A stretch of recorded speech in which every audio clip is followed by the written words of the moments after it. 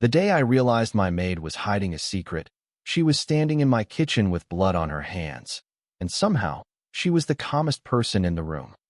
Rain tapped softly against the floor-to-ceiling windows of the Blackwood estate, turning the city lights beyond the glass into blurred streaks of gold and silver.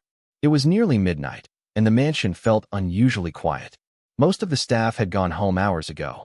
The security team rotated in silence. The hallways glowed beneath warm, recessed lighting that cost more than most people's annual rent. I should have been asleep. Instead, I was sitting alone in my office on the second floor, staring at numbers that refused to cooperate. A billion-dollar acquisition was scheduled for the following week, and every advisor around me seemed convinced it was the opportunity of a lifetime. I wasn't so sure. My coffee had gone cold almost an hour earlier. Outside, thunder rolled somewhere over Manhattan. Then my phone rang. One call. Short. Urgent. I stood immediately. Something in the voice on the other end told me this wasn't another business problem. By the time I reached the east wing of the estate, 2 members of my security detail were already there. Neither looked panicked, but both looked concerned. That alone was unusual.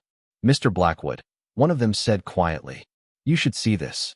I stepped into the private sitting room. The first thing I noticed was Claire Bennett. She was kneeling beside one of the guards near the fireplace. Her gray maid uniform was perfectly neat despite the late hour. A few loose strands of blonde hair had escaped her ponytail. Her expression remained completely composed. One of the guard's hands was wrapped in a towel. A small accident, I would later learn. Nothing serious. But what caught my attention wasn't the situation. It was Claire. She moved with quiet confidence, checking the injury with steady hands while speaking in a calm voice that somehow lowered the tension in the room. "Keep pressure here," she said. "Not there. You'll slow circulation." The guard immediately listened. So did everyone else. I frowned. Claire had worked at Blackwood Estate for almost 8 months. During that time, she had never attracted attention. She cleaned rooms, organized schedules, occasionally helped in the kitchen when someone called out sick. Invisible, efficient, forgettable. Until now. "Claire," I said. She looked up.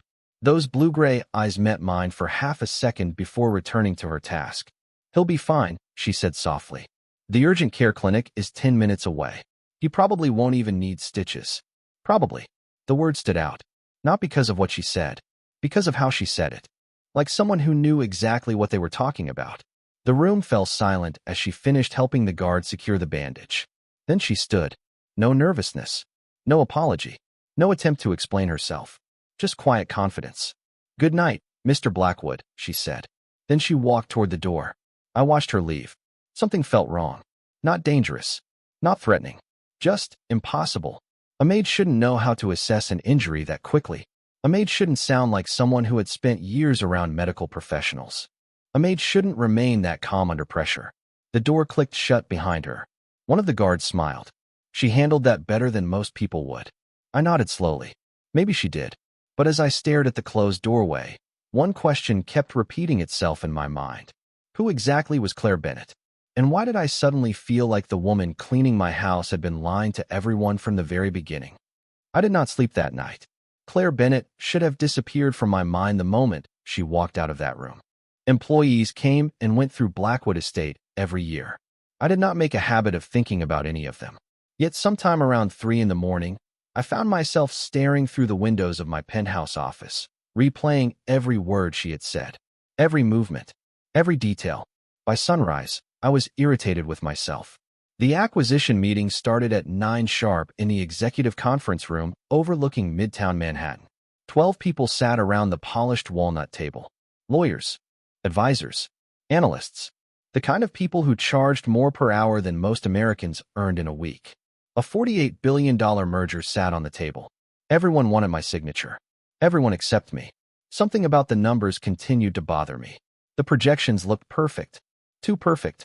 I leaned back in my chair while the lead consultant walked through another presentation filled with charts, forecasts, and promises. According to him, this deal would transform Blackwood Holdings for the next decade. According to my instincts, something smelled wrong. The meeting dragged into the afternoon. Coffee cups accumulated. Tension grew. Eventually, I called for a break. I needed air. As I stepped into the private lounge connected to the conference room, I noticed someone arranging fresh coffee and bottled water near the service counter. Claire. She wore the same simple gray uniform. Her blonde hair was neatly tied back. She glanced up briefly before returning to her work. Most people became nervous around executives. Claire never seemed impressed by anyone. I poured myself coffee and looked over several printed financial reports lying on the counter. Claire's eyes drifted toward the papers for less than a second. Then she froze. It was subtle. Most people would have missed it. I did not. She looked away immediately. Something interesting? I asked. Her shoulders stiffened. No, sir. You hesitated. I should not comment. That answer caught my attention immediately. I lowered the papers. Comment on what? For the first time since I had known her, Claire looked genuinely uncomfortable. Not afraid. Cautious. Like someone approaching a line they should not cross. It is probably nothing. Claire. She exhaled quietly. Page 14. I flipped through the report. What about it? Her eyes moved toward the spreadsheet. The projected operating costs. I frowned. Go on. They are calculating maintenance expenses using outdated facility numbers. I stared at her. You saw that in one glance. She looked embarrassed. Maybe I am mistaken. I checked the figures. Then I checked them again. My stomach tightened. The numbers were wrong. Not by much. Just enough to inflate profitability projections. Just enough to make the acquisition appear more attractive than it actually was. 10 minutes later, my analysts confirmed the discrepancy. 20 minutes later, they found 3 more. By the end of the hour, the entire deal was suspended pending review. Silence filled the conference room as executives scrambled to explain mistakes worth hundreds of millions of dollars. Through the glass wall, I saw Claire pushing a cleaning cart down the hallway as if nothing had happened.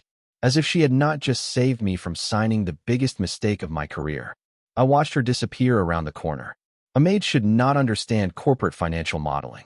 A maid should not spot errors that teams of experts missed. And at that moment, I became certain of one thing. Claire Bennett was hiding something far bigger than I had imagined. By the following Monday, I had done something I normally considered a waste of time. I investigated an employee, not because I distrusted Claire. The problem was that I could not explain her. Blackwood Holdings maintained extensive records on every person who worked for us.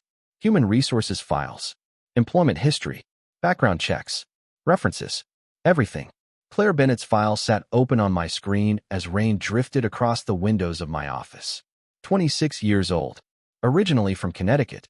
No criminal record. No disciplinary issues. No unusual financial activity. No hidden assets. No lawsuits. No social media presence beyond a dormant account with 6 photographs and fewer than 20 connections. It was the cleanest background check I had seen in years. Too clean. Most people left traces behind. Old photographs. Forgotten comments. College friends. Embarrassing memories floating around the internet forever. Claire seemed to have appeared from nowhere. The more I searched, the less I found. By Wednesday afternoon, I was irritated enough to call Daniel Reeves, the head of my private intelligence division. If anyone could find answers, it was him. Tell me what I am missing, I said. Daniel adjusted his glasses while reviewing a tablet. Nothing unusual, Ethan. That is exactly what bothers me. He looked up. You think she is lying? I leaned back in my chair. I think she knows things she should not know. Daniel studied me carefully. The medical knowledge. The financial report. Exactly. He nodded slowly.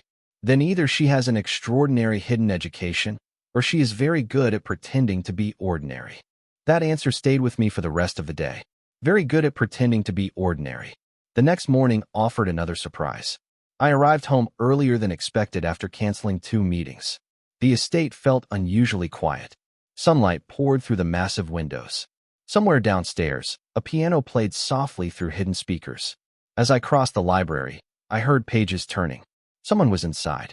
Claire sat alone near the fireplace during her lunch break. She did not notice me immediately. A thick hardcover book rested in her hands. Most staff members spent breaks scrolling through their phones. Claire was reading. That alone would not have surprised me. The title did. International Economic Policy and Market Stability. I stopped walking. She turned another page. Highlighted passages filled the margins.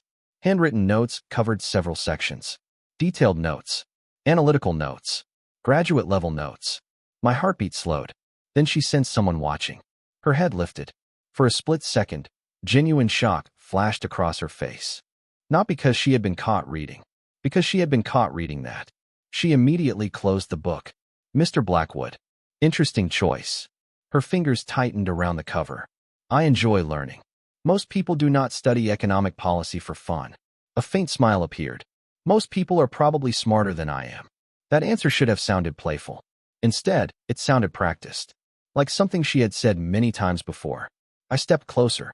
Where did you learn about financial forecasting? Her eyes met mine. Calm, careful, guarded. I read. That is all. Books can teach a lot. Then she stood and carefully placed the book back into her bag. The conversation was over as far as she was concerned. She excused herself politely and left the library. I remained there long after she disappeared down the hallway, staring at the empty chair, thinking about the notes I had seen, thinking about the impossible background report, thinking about every answer she gave that somehow revealed nothing at all. And for the first time, a possibility occurred to me that I could not ignore. Maybe Claire Bennett was not hiding from her past. Maybe she was protecting it. The first real crack appeared 3 days later. Until then, every answer led nowhere. Every question produced another wall.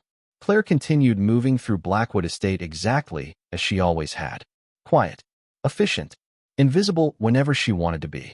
Yet once you noticed her, truly noticed her, it became impossible not to see the contradictions everywhere. Thursday evening arrived colder than expected. Autumn had settled over Manhattan, bringing sharp winds that rattled the branches lining the estate grounds. I spent most of the afternoon reviewing quarterly reports before finally retreating to the West Library, the oldest room in the mansion. It was one of the few spaces that had belonged to my grandfather before the estate underwent renovations decades ago. Dark wood shelves stretched from floor to ceiling.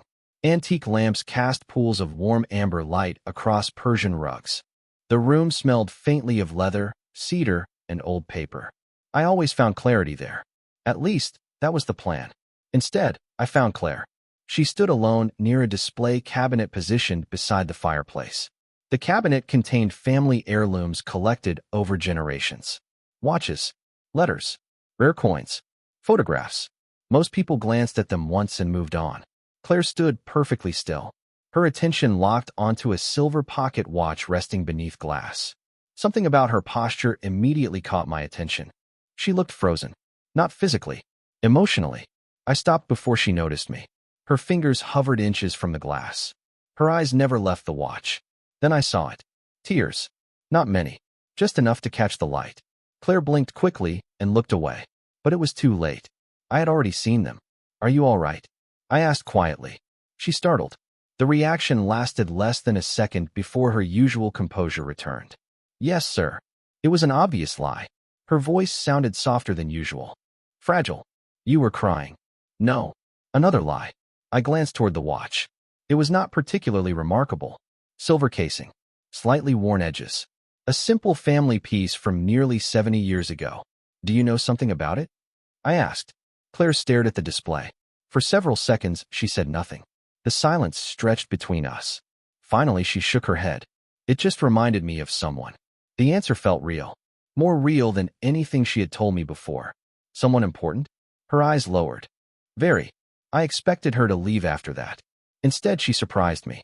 My father used to carry a watch. The words emerged so quietly, I almost missed them. I remained silent, letting her continue if she wanted. He checked it every morning before work. A faint smile appeared, sad and distant. I used to think it was magic because it never stopped. Something tightened in my chest. This was the first personal thing I had ever heard her say. The first glimpse of the person behind the carefully constructed walls. What happened to him? I asked. The smile vanished immediately. Claire's expression closed like a door. Every trace of vulnerability disappeared. Good night, Mr. Blackwood. Then she turned and walked away. Fast. Too fast. I watched her disappear down the hallway. The conversation lasted less than 2 minutes. Yet it revealed more than months of observation. Claire Bennett had spent 8 months pretending she had no past worth discussing. But people do not cry over antique watches unless the memory attached to them still matters. I stepped closer to the display case after she left. Beneath the pocket watch sat a small engraved plaque. My grandfather had purchased it at an estate auction 22 years earlier. I read the inscription twice. Then a strange feeling settled into my stomach. Because for the first time since this began, I no longer believed Claire's secret was about who she was. I was beginning to suspect it was about who she had lost. The following week should have ended my curiosity. Instead, it made everything worse. Monday morning arrived with clear skies and sharp autumn sunlight spilling across the city. From the 32nd floor of Blackwood Holdings, Manhattan looked clean and orderly. Predictable. I wished people were the same. Claire remained impossible to understand. Every new discovery answered one question and created three more. By then I had stopped pretending I was not paying attention. I noticed when she arrived each morning. I noticed which books disappeared from the estate library shelves. I noticed how every employee seemed to trust her. What I did not notice was where she went on her days off. That changed on Saturday. I had spent most of the morning reviewing contracts when I happened to drive past St. Margaret's Children's Center on the edge of Brooklyn. It was not a place someone in my position usually visited. The building was old. The brick exterior showed decades of weather. The playground equipment looked worn but carefully maintained. I would have driven past without a second thought if I had not seen a familiar figure stepping through the front gate. Claire. I slowed immediately. She carried 2 large boxes and a canvas bag over one shoulder. Her gray work uniform was gone. Instead, she wore jeans, a simple navy sweater, and comfortable sneakers. She looked younger somehow. Lighter. I parked across the street without fully understanding why. Through the fence, I watched her enter the building. Children appeared almost instantly. A dozen of them. Maybe more. They ran toward her like they had been waiting all week. Claire laughed. It was the first time I had ever heard it. A real laugh. Warm and effortless. Not the polite smile she gave staff members. Not the careful professionalism she showed at the estate. This version of Claire seemed completely different. One little girl wrapped both arms around her waist. Claire knelt and hugged her back. Another child grabbed her hand. A third showed her a drawing. She gave every one of them her full attention. For nearly 20 minutes I remained in my car watching through the fence. Eventually, an elderly woman stepped outside carrying paperwork. She spotted me and walked over. "Can I help you?" she asked kindly. I glanced toward the building. I was wondering about someone. Her eyes followed mine. Then she smiled. "Claire, you know her?" "Of course." The woman laughed softly. "The children adore her." Something tightened in my chest. "Does she volunteer here?" The woman looked genuinely surprised. "Volunteer?" She shook her head. "No. She helps keep this place open." I frowned. "What do you mean?" The woman adjusted her glasses. "Anonymous donations. School supplies. Medical expenses. Winter clothing. Every month for almost 3 years." My mind went completely still. "Claire pays for that. She insists nobody knows." The woman smiled toward the building. "She says the children deserve normal lives." I stared through the fence at Claire sitting on the grass, surrounded by laughing kids. None of it made sense. A maid's salary could not support an operation like this. Not even close. Yet the sincerity on the woman's face left no room for doubt. Claire had been quietly funding the center for years. Suddenly, another question appeared. Not who she was. Not what she knew. Something even stranger. Where was the money coming from? And for the first time since this began, I wondered if the biggest secret about Claire Bennett had nothing to do with her past at all. 2 weeks later, the annual Blackwood Foundation Gala arrived. It was the kind of event Manhattan loved. Crystal chandeliers. Expensive tuxedos. Political figures. Investors. Philanthropists. Everyone gathering beneath one roof to celebrate generosity while quietly competing for influence. I hated most of it. Unfortunately, attendance was not optional. By 7 o'clock, the ballroom shimmered beneath warm golden light. Conversations drifted across the room like soft music. Servers moved between tables carrying silver trays. A string quartet played near the stage. Everything appeared perfect. Claire was there because several members of the household staff had been assigned to assist with the event. I noticed her almost immediately. Not because she stood out. Because she never tried to. She moved quietly through the crowd, focused on her work, carefully avoiding attention. I had begun to suspect that avoiding attention was a skill she had spent years perfecting. The evening progressed normally until Senator William Harrington arrived. Harrington was one of the most influential men in Washington. 70 years old, silver-haired, sharp-minded. He had known presidents, billionaires, and foreign leaders. Very little surprised him anymore.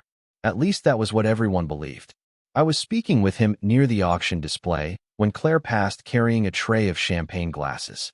The moment Harrington looked up, everything changed. His sentence stopped halfway through. The color drained from his face. His eyes locked onto Claire. For several seconds, he simply stared. I followed his gaze. Claire froze. The tray trembled slightly in her hands. Not enough for anyone else to notice. Enough for me. Impossible, Harrington whispered. The word barely reached my ears. Claire lowered her eyes immediately and continued walking. Fast. Too fast. Harrington took an involuntary step forward. Excuse me, he said. His voice sounded strangely unsteady. Then he started after her. I watched the entire exchange with growing confusion. Across the ballroom, Claire disappeared through a service corridor. Harrington stopped at the entrance and stared after her as though he had just seen a ghost. I approached him moments later. Senator. He blinked several times before looking at me. That young woman. Claire Bennett. The senator remained silent for a moment. You know her? I asked. He looked toward the corridor again. That is what concerns me. My pulse quickened. What does that mean? Harrington hesitated. For the first time since I had known him, he appeared uncertain. She looks exactly like someone I met years ago. Who? His jaw tightened. Someone who disappeared. The ballroom noise seemed to fade around us. You are mistaken? I asked. He slowly shook his head. Maybe, but he did not sound convinced. Not even slightly. Before I could ask another question, the senator excused himself and walked away. The conversation ended there. Yet the damage was done. Later that night, after the last guests departed and the staff began cleaning the ballroom, I searched for Claire. I found her outside on the rear terrace overlooking the city skyline. Cold wind swept across the stone railing. She stood alone beneath the lights, staring toward Manhattan. The senator recognized you. She went completely still. Not surprised. Not confused. Still. That told me everything. Several seconds passed before she finally spoke. I should finish cleaning up. Who did he think you were? Claire closed her eyes briefly. When she opened them again, I saw something I had never seen before. Fear. Real fear. Then she looked directly at me and said 5 words that changed everything. Some people are better forgotten. For 3 days after the gala, Claire avoided me. Not obviously. Not enough for anyone else to notice. But I noticed. She adjusted schedules so another employee delivered reports to my office. She chose different hallways, different entrances, different routines. It was the behavior of someone who believed distance could solve a problem. Unfortunately for both of us, it only made the questions louder. By the end of the week, I had exhausted every conventional avenue available to me. Daniel's team found nothing new. Financial records remained clean. Employment history remained spotless. Every lead ended in the same frustrating conclusion. Claire Bennett existed on paper. Perfectly. Yet the woman herself felt like a shadow standing behind that identity. Then, on Friday afternoon, everything changed. I was reviewing contracts when Daniel called. His voice carried a tension I had never heard before. Ethan, he said quietly. I found something. I stood immediately. What? Several seconds passed. Not through Claire Bennett. My pulse quickened. Then through who? Papers rustled on the other end of the line. A facial recognition match from an archived charity event almost 9 years ago. I walked toward the window overlooking the city. And the match confidence is 92%. Silence settled between us. Daniel, the woman working in your house resembles someone named Charlotte Kensington. The name meant nothing to me at first. Then memory struck. Kensington Global, one of the largest family-owned investment empires in the country before its sudden collapse years earlier. Newspapers had covered the story for months. Boardroom disputes, financial disasters, endless speculation. Then the family seemed to disappear from public life. That is impossible, I said. Charlotte Kensington vanished years ago. I know. My grip tightened around the phone. Show me. 30 minutes later, Daniel arrived carrying a thin folder. Inside was a photograph taken during a museum fundraiser almost a decade earlier. A teenage girl stood beside a distinguished couple. Elegant ballroom. Formal clothing. Bright camera flashes. The girl could not have been older than 17. Blonde hair. Blue-gray eyes. The same eyes. I stared at the image for a long time. Claire. Daniel nodded slowly. Or Charlotte. My mind raced through every strange detail. The financial expertise. The education. The donations. The hidden grief. Suddenly, every piece fit together. Yet one question remained. Why would the heir to a billion-dollar dynasty spend years working as a maid? That evening, I returned to the estate carrying the photograph in my briefcase. Rain tapped softly against the windows. The mansion felt unusually quiet. I found Claire in the library shelving books. She looked up when I entered. For a moment, neither of us spoke. Then I removed the photograph and placed it on the table between us. The color drained from her face instantly. Her eyes locked onto the image. She did not touch it, did not deny it, did not even breathe. The silence lasted so long it became painful. Finally, she whispered a name I had never heard from her before. Charlotte. I watched tears gather in her eyes. Not from fear, not from surprise, from exhaustion, the kind carried for years. Then she looked at me and asked the question that told me everything. How much do you know? For a long moment, neither of us moved. Rain whispered against the library windows while the grandfather clock in the corner marked each passing second with quiet precision. Claire stood across from me, staring at the photograph as though it belonged to another lifetime. Maybe it did. Not enough? I finally answered. I know Claire Bennett is not the whole story. A faint smile touched her lips. It carried no humor, only sadness. No, she said softly. She is not. She lowered herself into one of the leather chairs near the fireplace. Suddenly, she looked exhausted. Not physically, emotionally, like someone who had spent years carrying a weight that was finally becoming too heavy. I sat across from her. The photograph remained between us. Charlotte Kensington, I said. What happened? Her eyes drifted toward the flames. For several moments, she remained silent. Then she spoke. My father built Kensington Global from nothing. Her voice sounded distant, almost detached. Everyone saw the success. The magazine covers, the interviews, the private jets, the charity galas. She shook her head slowly. Nobody saw what was happening behind the scenes. The fire crackled softly. Outside, wind rattled the trees. When I was 17, everything started falling apart. I listened without interrupting. People said the company collapsed because of bad investments. That was the official story. Her fingers tightened around the armrest. It was not the truth. Something shifted inside me. This was it. The first real piece of the puzzle. What was the truth? I asked. Claire looked down. Someone wanted control. The answer hung in the air. Simple. Dangerous. Powerful. Business rivals? She gave a small shrug. Maybe. Maybe people we trusted. Her eyes glistened briefly. When you grow up surrounded by wealth, you learn something important. What? A bitter smile appeared. Money attracts people. Not all of them deserve a place at your table. Silence settled between us. The fire reflected across the windows.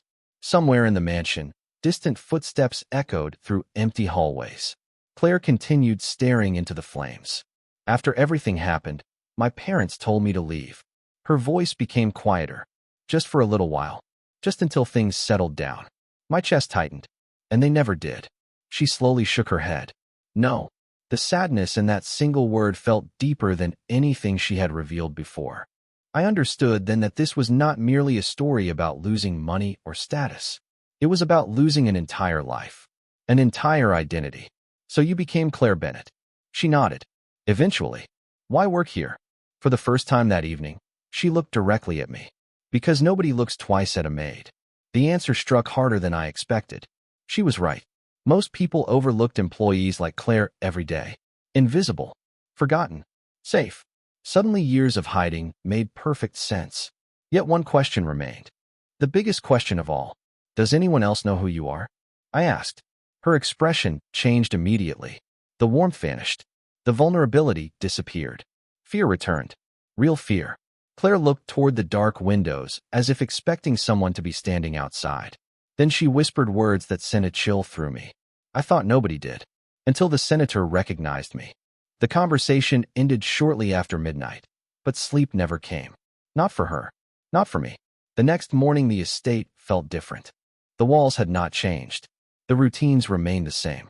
Yet now every hallway carried the weight of a secret that could no longer be ignored. Claire returned to work as if nothing had happened. She organized schedules, answered staff questions, prepared guest rooms.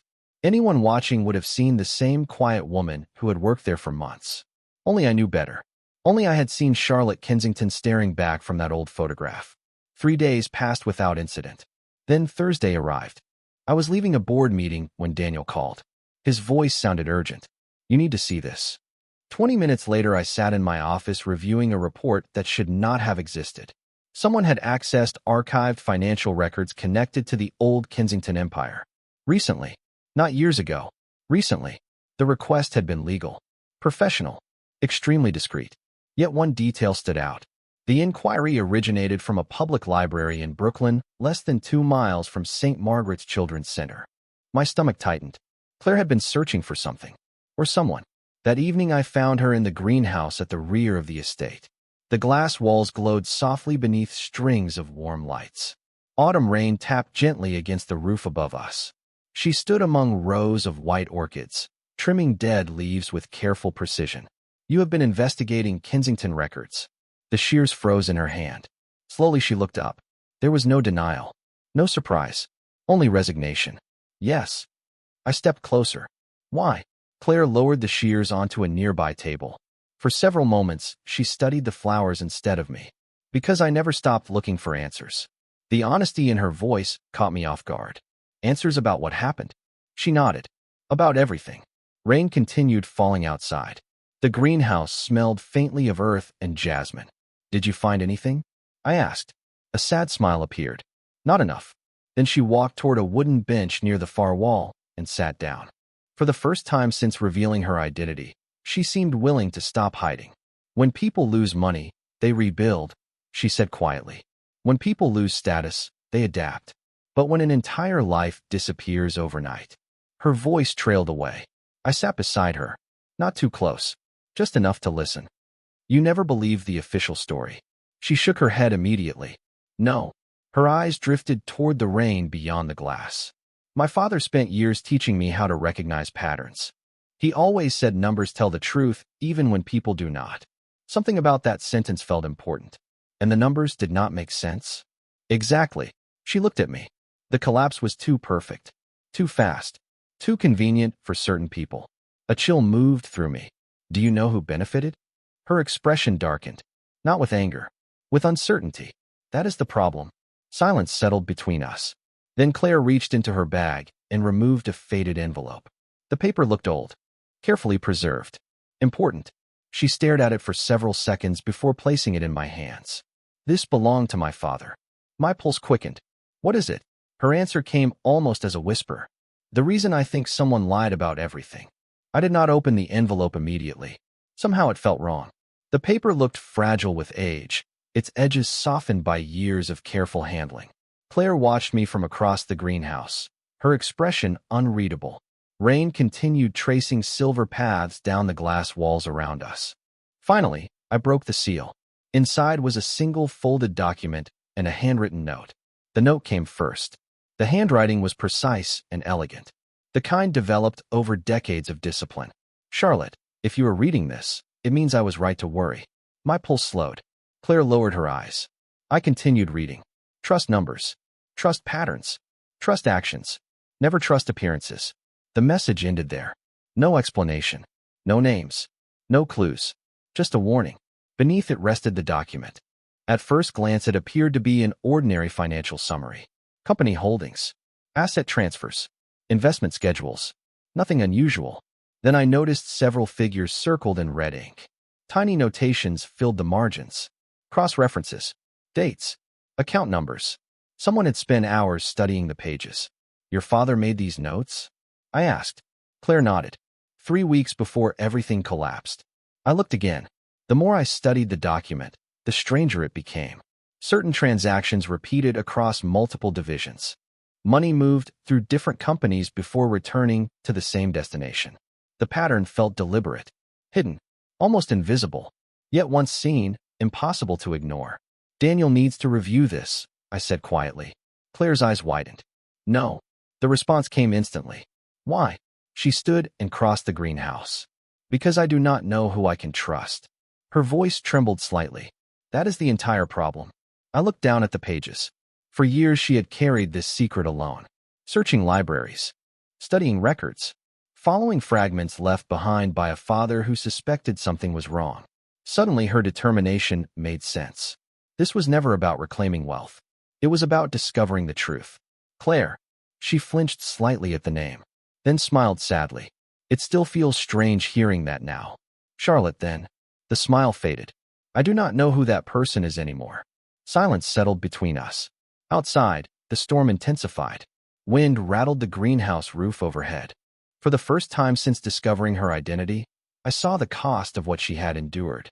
Not luxury lost, not status lost, identity lost. She had spent nearly a decade pretending to be someone else. Eventually, I folded the papers and returned them to the envelope. That was when a small object slipped free and landed on the bench beside me. A business card. Old. Slightly faded. Claire stared at it, as if she had forgotten it was there. I picked it up carefully. The card belonged to Kensington Global. Beneath the company logo appeared a name. My heartbeat stopped, because I recognized it immediately. Not from the news. Not from history. From my own company. The same man currently served as a senior advisor at Blackwood Holdings. I slowly lifted my eyes toward Claire. She had already seen the name. The fear on her face told me she understood exactly what it meant. And in that moment, both of us realized the past was no longer buried somewhere far away. It had been sitting inside my world the entire time. Neither of us spoke for several seconds. Rain continued falling against the greenhouse roof, while the business card rested in my hand like a piece of evidence neither of us wanted to acknowledge. The name printed beneath the Kensington logo belonged to Richard Holloway. 62 years old. Respected financial strategist. Trusted advisor. A man who had spent the last 7 years helping oversee major initiatives at Blackwood Holdings. A man I had invited into my boardroom hundreds of times. Claire slowly sat down. Her face had gone pale.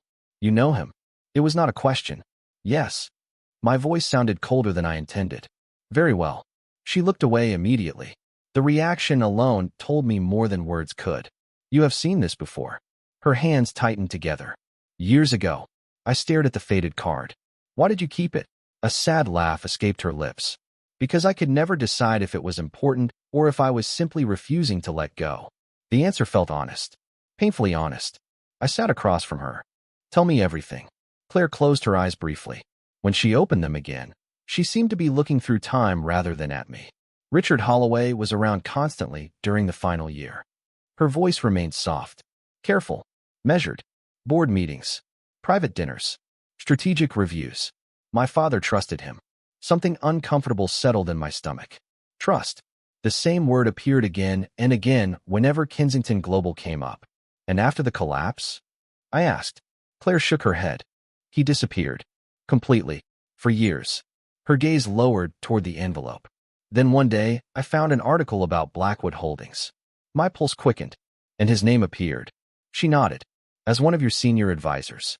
Suddenly, dozens of memories replayed themselves inside my mind. Meetings, recommendations, acquisitions, investment strategies. Nothing suspicious, nothing obvious. Yet I could no longer view any of it the same way. The possibility alone changed everything. Why did you never tell me? Claire smiled sadly. Because I had no proof. The answer struck hard because it was true. A business card was not proof. A suspicion was not proof. A feeling was not proof. Yet somehow none of that made me feel better. The following morning I arrived at headquarters before sunrise. The city outside remained dark. Most of the executive floor sat empty. I stood alone in my office reviewing years of archived company records connected to Richard Holloway. Promotions, consulting agreements, internal recommendations. Hundreds of pages, thousands of decisions. At first glance, everything looked normal. Then Daniel arrived carrying another file. His expression alone told me something was wrong. You found something. He nodded slowly. Not what I expected. He handed me a folder. Inside were financial disclosures connected to several old investment firms. Companies that no longer existed. Companies linked indirectly to the final months of Kensington Global. My heartbeat slowed, then stopped, because one name appeared repeatedly throughout the documents. Richard Holloway. I looked up sharply. Daniel's face had gone pale. There is more. He slid another page across the desk. Much more. I lowered my eyes to the report. The room suddenly felt colder. Because the final document was dated less than 3 weeks ago. And according to the records in front of me, someone had been quietly moving money through the same network of companies even now. The discovery changed everything. Until that moment, Claire's search had been about the past. Now it was about the present. The network her father had marked years ago was not dead. It was active, breathing, moving. operating quietly beneath layers of legitimate business transactions. For the next week, Daniel and I worked in complete secrecy. We reviewed records after hours, cross-checked transfers, followed trails hidden beneath corporate structures so complicated most regulators would never notice them. The deeper we looked, the clearer the pattern became. Money entered one company, passed through three more, then disappeared into investment funds connected to the same handful of individuals. The names changed, the addresses changed, the ownership structures changed. The destination never did. Richard Holloway appeared again and again, not always directly, never obviously, but often enough to make coincidence impossible. I wanted to confront him immediately. Claire convinced me not to. If he knows we are looking, she said one evening in the library, he will stop making mistakes. The statement sounded less like a theory and more like experience. I nodded reluctantly. Then what do we do? Claire stared at the documents spread across the table. For a moment, she looked exactly like the person she had been born to become. Not a maid, not someone hiding. An air raised inside boardrooms and strategy meetings. We follow the next move. The opportunity arrived sooner than expected. 3 days later, Blackwood Holdings hosted a private executive planning session. Richard attended as usual, calm, professional, friendly. Watching him now felt surreal. Every smile carried new meaning. Every conversation raised new questions. Throughout the meeting, I said very little. I observed. Richard seemed completely unaware anything had changed. Then something unexpected happened. During a discussion about future acquisitions, he recommended a small consulting firm located outside Boston. The suggestion sounded routine, harmless. Most people in the room immediately moved on. Claire did not. She had been helping organize meeting materials near the rear of the conference room. The moment the company's name appeared on the presentation screen, her expression changed. I noticed instantly. So did nobody else. After the meeting ended, I found her standing alone near the elevator. What is it? I asked quietly. She looked toward the closed conference room doors. I know that company. My pulse quickened. How? Her face had gone pale. Because my father investigated it 9 years ago. Silence settled between us. You are sure? Yes. There was no hesitation. None. My heartbeat accelerated. Why would he investigate them? Claire swallowed hard. Because he believed they were connected to the same people. Suddenly, every piece began moving into place. The old records, the hidden transfers, Richard's recommendations, the consulting firm, the envelope, the warning, all connected, all leading somewhere. Later that night, Daniel delivered another report. This one contained information neither Claire nor I expected. The consulting firm Richard recommended was scheduled to merge with a larger investment group within 30 days. A group that controlled assets worth billions. As I reviewed the paperwork, one detail caught my attention immediately. The chairman listed on the merger documents was not Richard Holloway. It was someone else. Someone whose name appeared repeatedly throughout Kensington records from years ago. I looked up slowly. Claire was already reading over my shoulder. The color drained from her face. Because for the first time since her life collapsed, we finally had a name attached to the shadow she had been chasing all these years. The boardroom overlooking Manhattan was filled beyond capacity. Investors, executives, attorneys, financial journalists. Every seat was occupied.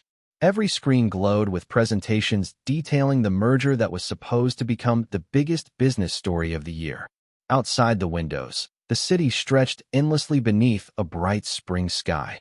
Inside, history was about to change. Richard Holloway sat near the center of the room, calm as ever. Across from him sat the chairman whose name had haunted Kensington records for nearly a decade. Victor Langford, the man Claire had spent years searching for. The man connected to every trail hidden inside her father's notes. The man who believed the past had disappeared forever. He was wrong. I stood at the head of the table as the meeting began. The merger presentation moved forward exactly as planned. Charts appeared. Forecasts were discussed. Questions were answered. Then, at precisely 10:32 in the morning, I interrupted the proceedings. The room fell silent. Every eye turned toward me. Before we continue, I said, there is information every shareholder deserves to see. Behind me, the screens changed. The first document appeared. Then another. Then another. Financial records. Archive transfers. Corporate structures. Hidden ownership chains.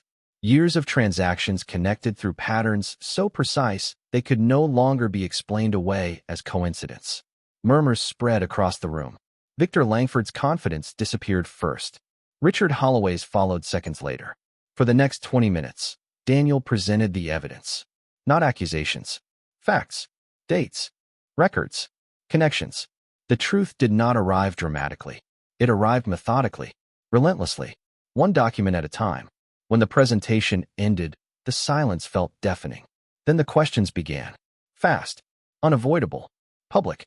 The merger was suspended immediately pending investigation. Multiple board members requested emergency reviews. Legal teams rushed into private discussions. The empire built on secrecy began collapsing beneath the weight of transparency. Through it all, Claire remained standing quietly near the rear of the room. The same woman most people would have mistaken for staff only months earlier. The same woman everyone overlooked. Then something extraordinary happened. Senator Harrington rose from his seat. He looked directly at her. There is someone else this room should recognize. Every conversation stopped. Every head turned. Claire froze. The senator smiled gently. Welcome back, Charlotte Kensington. The room went silent again. This time for a different reason. People began recognizing the name. The history. The family. The story that had vanished years ago. Claire stood motionless for several seconds before slowly walking toward the front. Not hiding. Not running. Not apologizing for surviving. She stopped beside me. The sunlight pouring through the glass illuminated tears gathering in her eyes. Not tears of grief. Tears of relief. For the first time in nearly a decade, she no longer needed to pretend. Months later, St. Margaret's Children's Center received enough funding to expand its programs across 3 boroughs. Kensington charitable assets were restored through legal settlements and recovered holdings. Claire chose to lead the foundation herself. She spent more time helping children than attending galas. Some things never changed. One evening, nearly a year after that board meeting, we stood together on the terrace of Blackwood Estate watching the city lights shimmer across the horizon. The air felt warm, peaceful, different. Do you miss being invisible? I asked. Claire laughed softly. The same laugh I had first heard outside the children's center. Not anymore. I smiled. Neither did I. Because the woman who entered my house as a maid left behind something far greater than a secret. She reminded me that titles can disappear. Fortunes can vanish. Names can be forgotten. But character survives. And sometimes the person everyone overlooks is the one who changes everything.